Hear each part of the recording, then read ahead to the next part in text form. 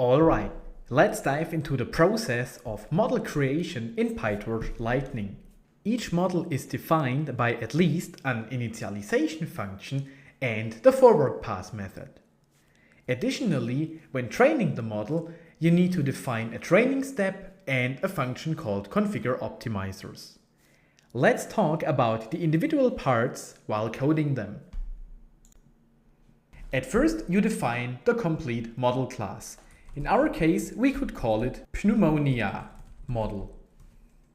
Typically, when working with PyTorch, you inherit from the torch.module class. However, when working with PyTorch Lightning, you inherit from PyTorch Lightning.Lightning module.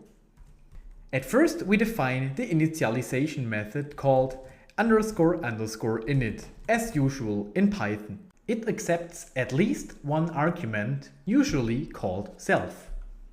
In the initialization function, you typically create or load the model, define optimizers and loss functions, and also adequate metrics. As mentioned in the slides, we will use a ResNet 18 as our classification network. Let's define a variable called self.model, which we assign the ResNet 18. Luckily, we don't have to create this model from scratch, but we can load it from torchvision.models.resnet18. That's super comfortable. However, we need to change the input channels from 3 to 1 and the output of the last fully connected layer from 1000 to also 1. To do so, we need to access the specific layers. Let us create a cell above our Pneumonia class and have a look at the implementation of the model. When printing a model, you get a beautiful visualization of its internal structure and all layers. Additionally, you can find out how the individual layers are called. As an example, the name of the first convolutional layer is conv1. To say it once more, we need to replace the first convolutional layer, where we change the number of input channels from 3 to 1, and also we need to change the fully connected layer, where we change out features from 1000 to 1. In code, this looks as follows. We use the name of the first convolutional layer, conv1, to access it.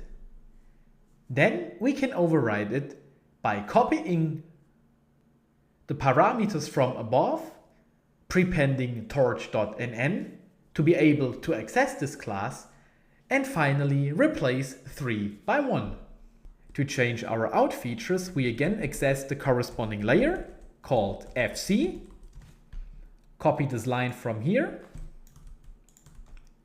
prepend torch.nn in front of it, and change out features to 1. Perfect! We successfully adapted our model.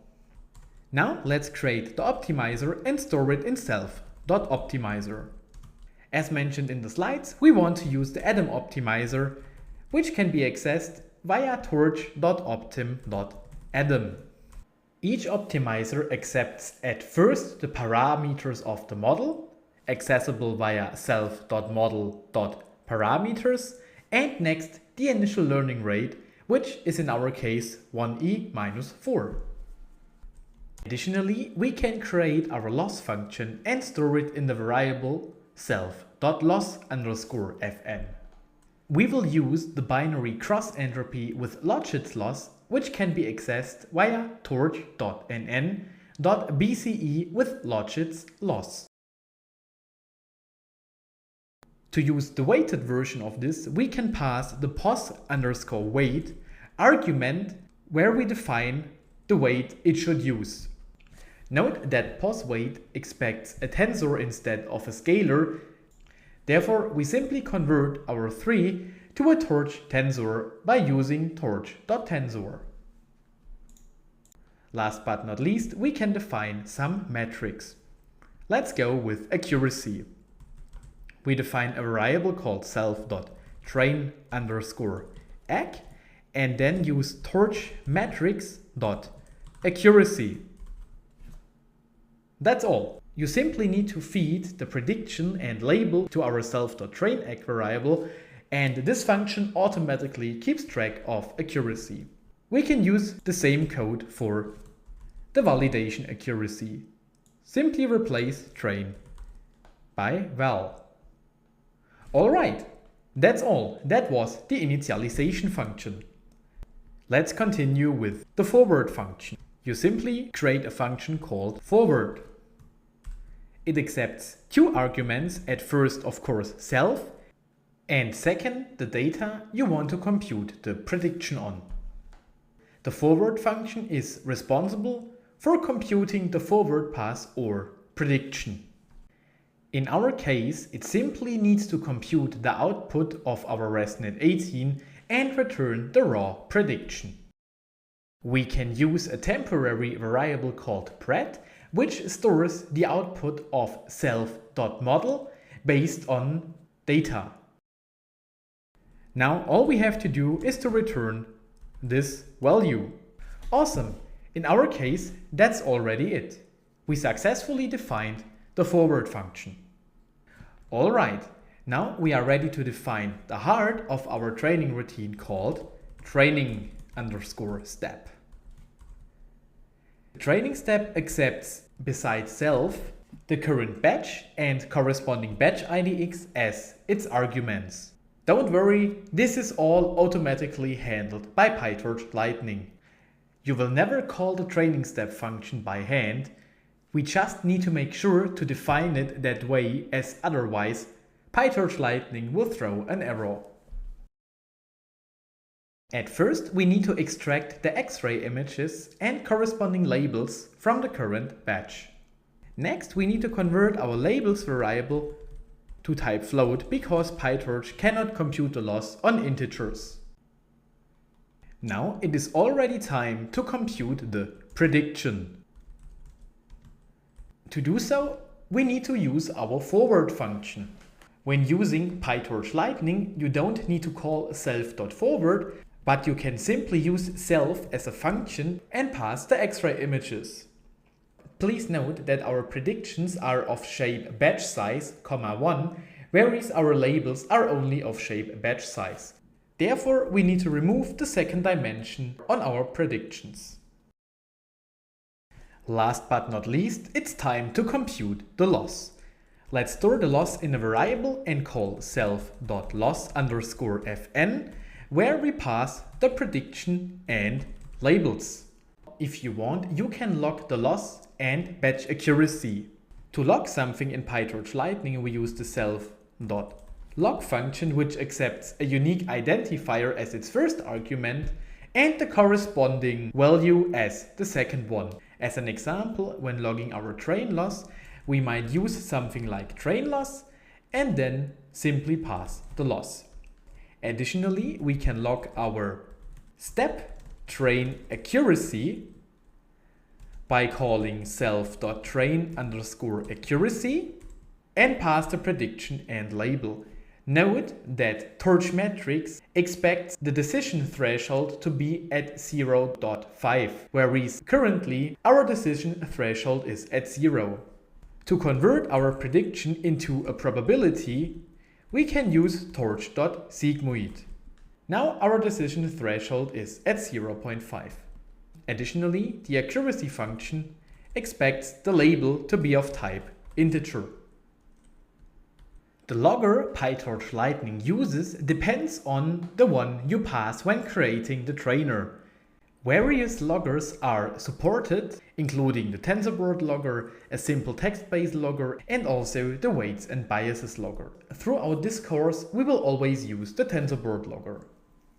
Now we simply need to return the loss because based on the value the training step returns, PyTorch Lightning optimizes the model.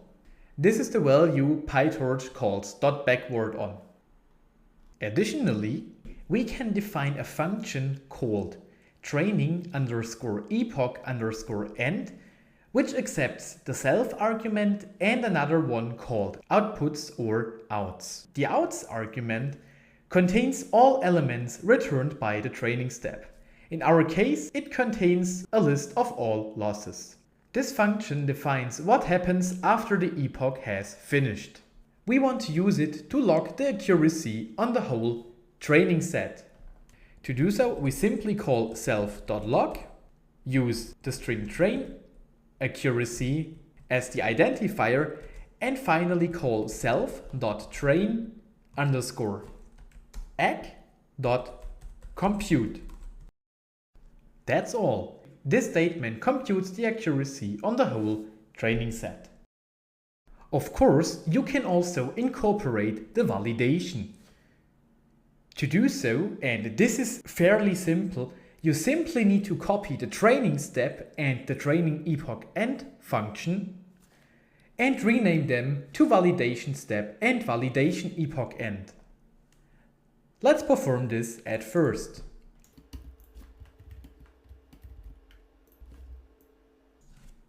Again, rename training step to validation step and training epoch end to validation epoch end.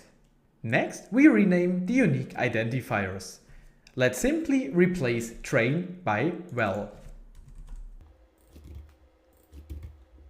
Of course, we also need to change our accuracy function.